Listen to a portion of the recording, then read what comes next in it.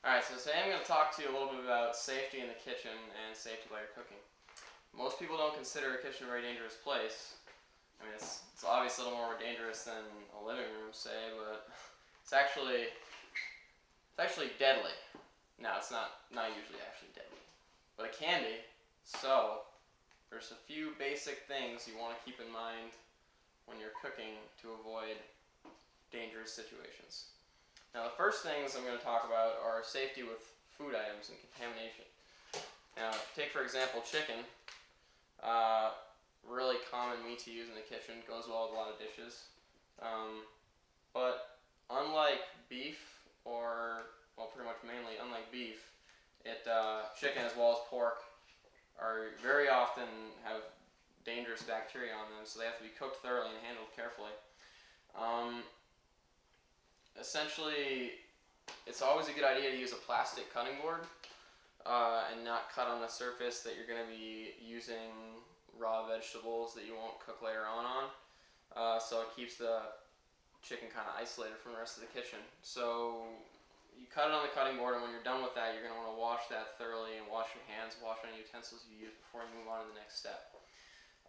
When you cook chicken, you have to make sure that you cook it thoroughly the whole way through so that there's no pink left in it at all. It has to be white the whole way. If you're not sure if there's pink left in it, just cook it a little more to be safe. Same with pork.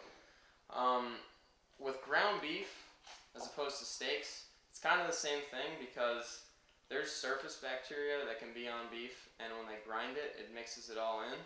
So it's a good idea to cook ground beef thoroughly. There's really not too much of a risk there. I mean, a lot of people have burgers that are still rare, but it's a little bit more dangerous than steak, where with steak it's pretty much totally safe. As long as you sear the outside, you're good because the bacteria is really only on the outside of it. So now moving on to eggs. Eggs are also pretty safe. There's a small risk of salmonella if you're eating eggs that aren't cooked thoroughly. Even if it's, say, sunny side up and the yolk isn't cooked, there's still a small risk, but it's really low, something like 0.001% of all eggs have salmonella, and it doesn't mean that you're necessarily going to get it if you eat one of those eggs that does have it that's not fully cooked.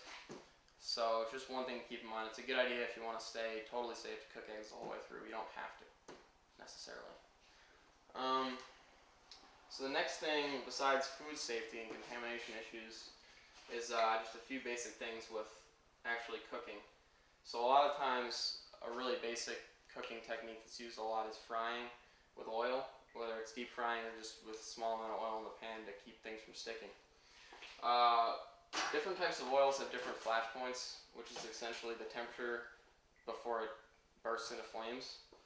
Olive oil is a really common oil to cook with. It has a pretty medium flash point. It's not really high. If you want something for higher temperatures, you should use grapeseed oil.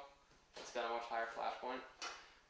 Basically, if you ever find yourself in a situation where you're cooking something and it lights on fire and there's oil in it, the last thing you want to do is throw water on it, because when the water hits it, it'll boil immediately and it'll splash the oil around, and it'll still be on fire, or at least really hot, and you can burn yourself or you can catch other things on fire.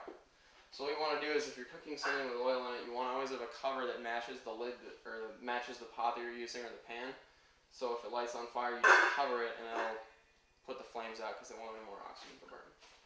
So that's basically that. Same goes with deep frying. You never want to throw water in a deep fryer because it'll splash up even worse and probably burn you really badly. So yeah, that's some basic safety stuff to keep in mind when you're in the kitchen.